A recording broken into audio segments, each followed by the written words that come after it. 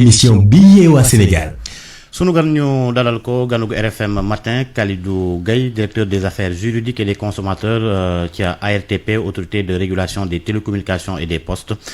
ma fas yéene ànd ak El Hadji Ndiogou Diène ci waxtaan wi sëñ wi Gaye ñu ngi lay nuyu di la dalal jàmm ci RFM matin.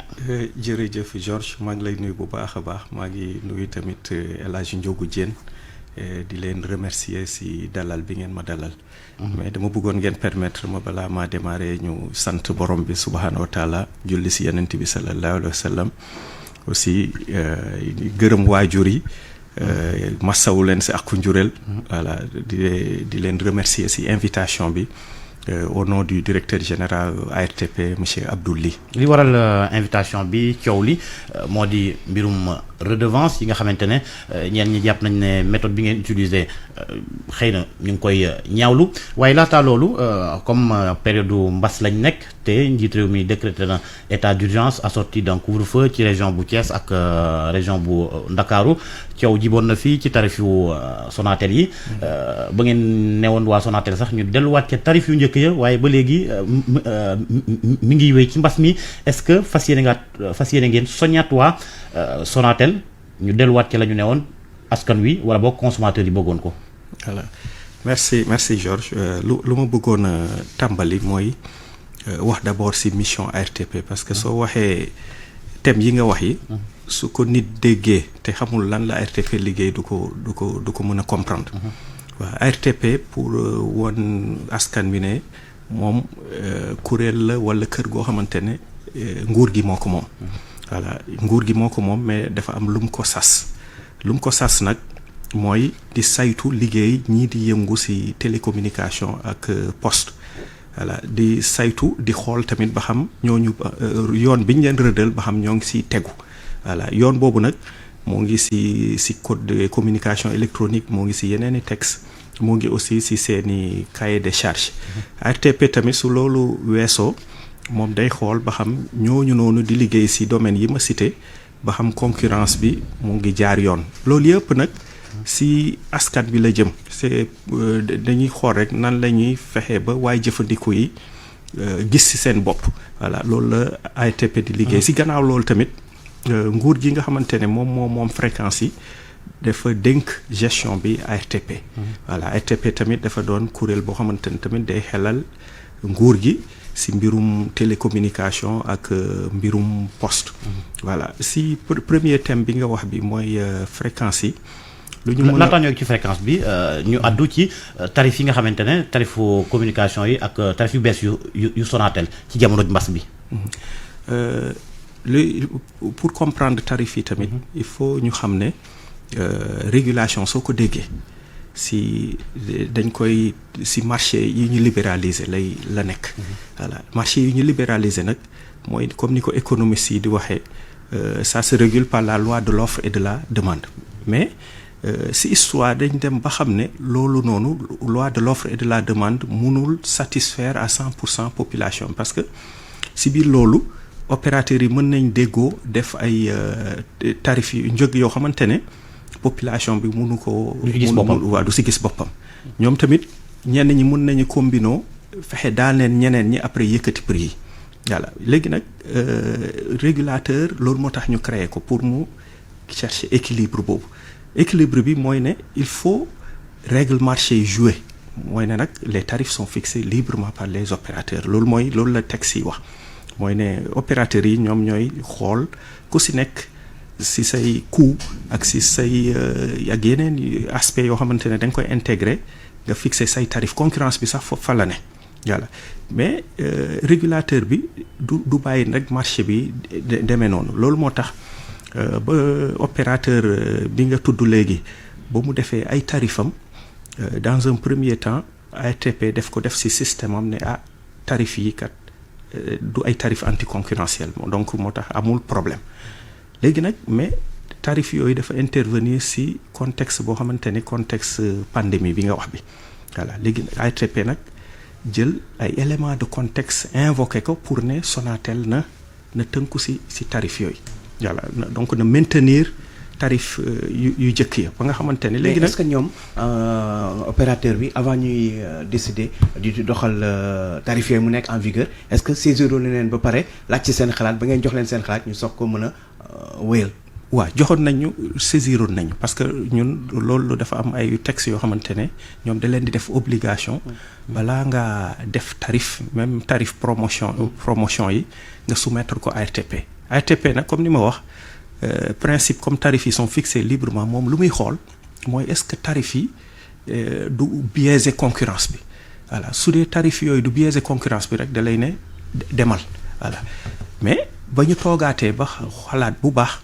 ak ba ñu population yi saisiré parce que tamit jékki-jékki wuñu rek ne Sonatel na arrêté mais consommateurs yi ñooñu saisir ay plainte nag soo ko jotee da nga koy saytu léegi nag argument yi ñu andi argument yooyu ñun doyoon nañu pour ñu demander opérateur bi mu suspendre pour dire que au-delà des principes le régulateur aussi day intégrer réalité wu marché bi ak réalité population parce que finalité wu régulation mooy askan bi voilà loolu moo taxoon nag ñu demander. mais malgré loolu yëpp xëy na ay réajustement yu ndaw la ci def delluwaatul ca tarif antérieur ya. waaw non def na ay réajustement parce que def na effort parce que yoon def ko ne yow mun nga fixer librement mais ñun régulation lan mooy suñu rôle si foofu mooy créer ay conditions yi nga xamante ne consommateur bi nga xamante ne yëgul boppam si opérateur bi mu mën a jël ay bagages am dem si beneen opérateur loolu la ñu naan portabilité voilà donc loolu yëpp ay jumtukaay la yoo xamante ne régulateur bi da koy teg pour que kii nga xamante ne moom kat day ne man gisuma sama bopp si opérateur bi mun naa fobu dem si beneen opérateur voilà loolu la régulation bi kii mais régulation bi yoon may na leen seen sart may na leen opérateur bu wàcc yoon ngeen tegaat ko ci yoon ko respecté wul sart yi kon am ngeen prérogative tegi sanction ñi nga xam ne nañu opérateurs yi est-ce que ci wàllu woowu tamit brandir ngeen sax menaces yooyu mais est-ce que après amul suite. waaw régulateur bi am na sañ-sañu sanctionner opérateur mais régulation du loolu moo ko tax a jóg parce que régulation mooy fexe ba askan bi gis ci boppam loolu mooy régulation mais régulateur bi am na sañ-sañ bi te dina koy jëfandikoo mais soo koy jëfandikoo dafa am yoon tamit booy tegu mooy ne opérateur su wàccee yoon da nga koy defal li ñuy wax mise en demeure may ko temps boo xamante ne dina xalaataat pour au moins rectifier li mu kii su deful loolu nga soog a dem ci sanction bi voilà te régulateur bi aussi mus na sanctionner day sanctionner yenn saa yi opérateurs yi mais sanction bi c'est l'ultime recours du loolu moo ko tax a jóg initialement. coow li fan yi moo di redevance yi nga xamante ne yéen a ngi koy laaj borom këru taskatu xibaar yi rajo yeeg ñu ni mel mu indi coow ñenn ñi jàppee ko sax ni mbirum politique la surtout contexte bi nga xamante ne yéen a ngi koy yéen a ngi laaj yooyee redevance lan lañ leen yoral ak lan mooy problème yi ak ñi nga xamante ne ñoo di rajo yi. waaw loolu tamit pour nit ki comprendre loolu il faut nga xam fréquence yi nan lay fonctionner éditeur de contenu audiovisuel yi pour jëlaat langage du code de la presse ñoom pour def seen liggéey dañu soxla fréquence voilà pour mën a fonctionner léegi nag fréquence yooyu moomeelu état rek moo jël ay texam confier ko ARTP waaw état nag su la confier parce que même code des communications électroniques article 128 da lay ne domaine public de l'état la voilà domaine public de l'état nag ki ñu ko dénk moom tamit am na ci responsabilité bu mag a mag responsabilité bi mooy yow da nga koy ARTP moo war a joxe fréquence yi moo war a saytu tamit fréquence yi nan la ko ñiñ ko jox nan lañ koy jëfandikoo mooy war a saytu aussi ba xam ñooñu amuñu sañ-sañ di ko sedd keneen fekk na nguur gi àndu si moo ki yore fréquence yi tamit état bi texte yi dañ ko ne dafa war a fay waaw yow nag suñ la dénkee lu mel noonu yow li ngay def mooy appliquer yoon pour comprendre loo sax da ngay jël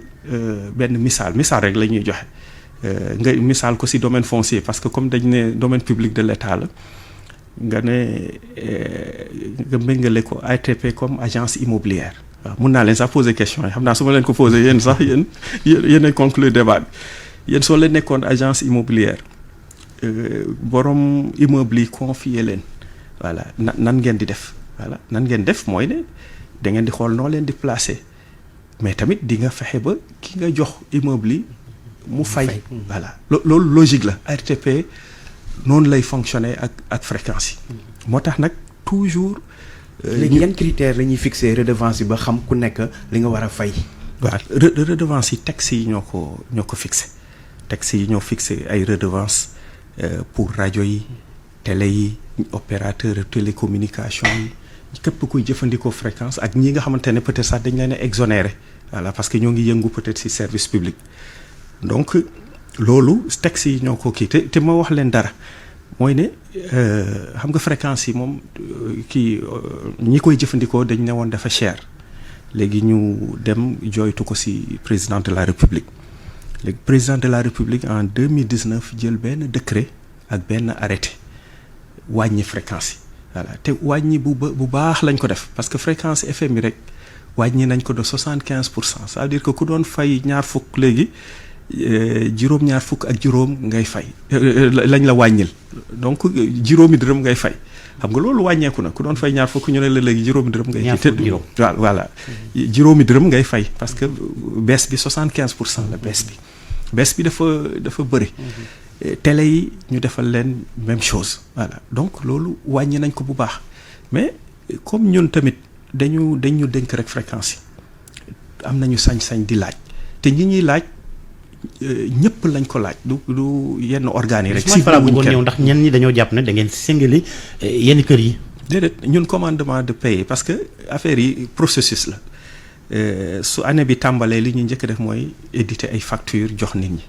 voilà léegi nag ba tey si benn démarche la ñu nekk su toogee ba si kanam ñu fàttali la voilà soo defu tamit ñu def la li ñuy wax mise en demeure su mise en demeure bi jàllee joxe woo ñu jox la commandement de payer. Après ñu dem ci injonction de payer am na kii yoo xamante ne sax ba tey àggaguñ fa parce que mënoon nañu àgg ci avis à tiers détenteur mënoon nañu àgg ci saisie de rémunération mais yooyu yëpp defuñu ko mais li ñuy. te loolu sax média aussi c'est pas tellement rentable ñenn ñi parfois dañuy jànkuwante ki jafe-jafe jamono dab leen ba nga xamante ne xëy na du ñàkk bëgg a fay. du ñàkk bañ a fay mais dañ dul am mën-mën bi loolu tamit nekk na loo xamante ne dañ koy est-ce que daa ngeen ko suuraal. loolu la ñu sóor sax ba tax ne amul benn sanction ba tey bu ñu yëkkati ci benn organe ñun soo seetloo coow li rek moo fi ne parce que ku ñu yónnee commandement de payer rek. pour éviter payer nga kii ba tey amul te année bi jeex na te waroon nañu fay yi ñuy fayee ko sax depuis ay at yu yàgg la ay arriéré la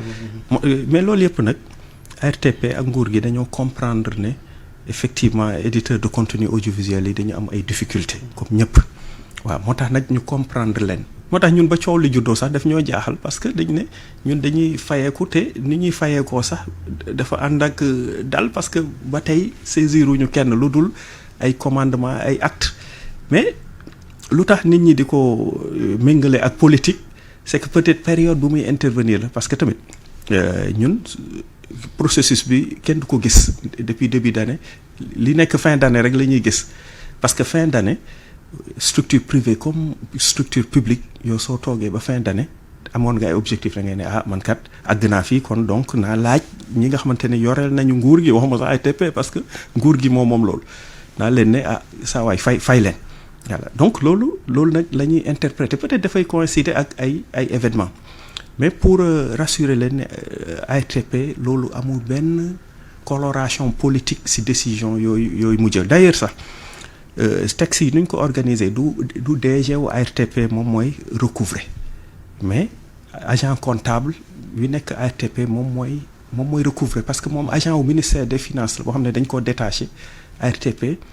moom rôle am mooy gérer finances yi moo tax moom mooy actes yi ñu wax yëpp agent comptable bi moo koy servir voilà mais comme ARTP c'est un tout moom loolu mooy rôle am voilà. mu di redevance yi nga xamante ne du redevance su 2019 wax nga ko sànq. yàgg na ñu koy cumuler est-ce que amul ay fay quelque part bu ñu toog ay at yooyu yëpp te kenn fayut. waaw mooy ni nga ko waxee léegi rek. loolu bu dee fay am na peut-être ci yéen la suivi beeg yu ni mel. yooyu yëpp dawal compréhension la rek dawal compréhension mooy li ngeen wax léegi rek ne ñii dañu am ay problème te soo leen seetloo saa yu ñu yëkkatee jébbal nit ñi ay acte rek coow juddu voilà coow juddu parce que ren ji sax mënoon nañ dem jusqu'au bout mais suñu demoon encore jusqu'au bout dañuy naan politique moo si laxasu moo tax nag dawal compréhension ak invoquer contexte moo tax ñu leen di comprendre ñenn ñi sax bañ jotee wax dëgg yàlla dañoo ñëw négocier ni ñun comme ni ngeen wax noonu ne ñun kat suñu doole bëriwul contexte bi kii na léegi dañuy négocier ay moratoire waaw te ñooñu ñoom ñëpp accepté nañu parce que waxtaan la ñun on n'est pas là xam nga ki wàññi fréquence yi état bi wàññi fréquence yi moom bëggul au moins organe boobu tëj moom koy dafa bëgg kooku continuer kii nga xamante ni yore nga ko xaalis malgré ça yenn armes yi sax utiliser wu ko kooku dafa bëgg nga continuer léegi nag loo gis waxtaan la rek am ñoo xamante ne ñëw nañ am ñoo xamante ne nag ñëwuñu dañoo braqué ne peut-être politique la mais amul dara lu politique d'ailleurs même ñooñu topp ñu leen parce que coupé wuñu seen signal. lu jëm ci wàllu boobu léegi gis nañ ne fréquence aussi ñu bëri dañuy gis nañ koy joxe doy na waar moo tax rajo yeeg télé yi ne xuus ci réew mi ay politique ak yooyu surtout politiciens yi ñi ci bëri am seen rajo bopp te duñ ko sax jëfandikoo wàllu boobu nekk na loo xam te ne problème la est-ce que mbir yi mi ngi tegu ci yoon wàllum joxe nu fréquence yi. waaw fréquence yi nuñ koy joxe surtout rajo yi dafa am yoon bu nit ki di jaar yoon boobu buntu bi ministère de la communication la sooy ku bëgg ubbi yow da ngay adressé wu ministère de la chargé de la communication peu importe l'appellation léegi nag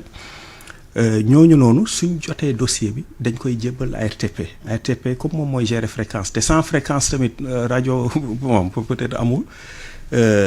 ARTP def instruction bi su dee kii na mu soog a joxe su dee jàppandi na mu soog a joxe fréquence yi mais ñun tamit.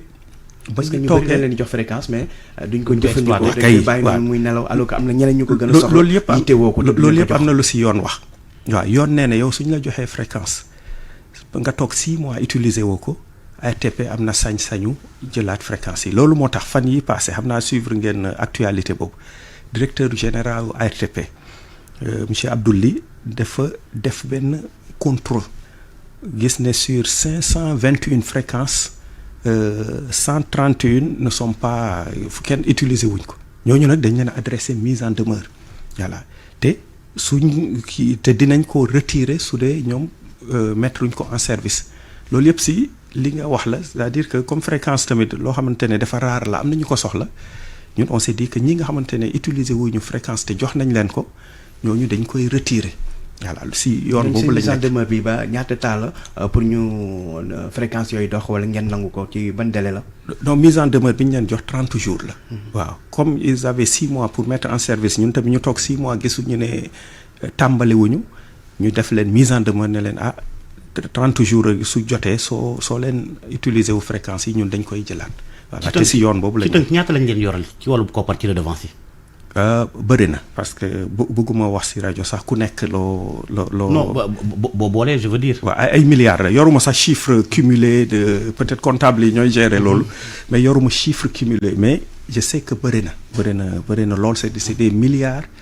c'est des milliards ku si bon ku nekk tamit am na ñu yore tuuti am ñoo xamante ne tamit lu bëri la ñu yor voilà. jërëjëf Kalidou Gaye directeur des affaires juridiques et des consommateurs ci ARTP autorité de régulation des télécommunications et des postes jërëjëf itam Alaaji Ndiogou Diène mu nekkoon sunu gan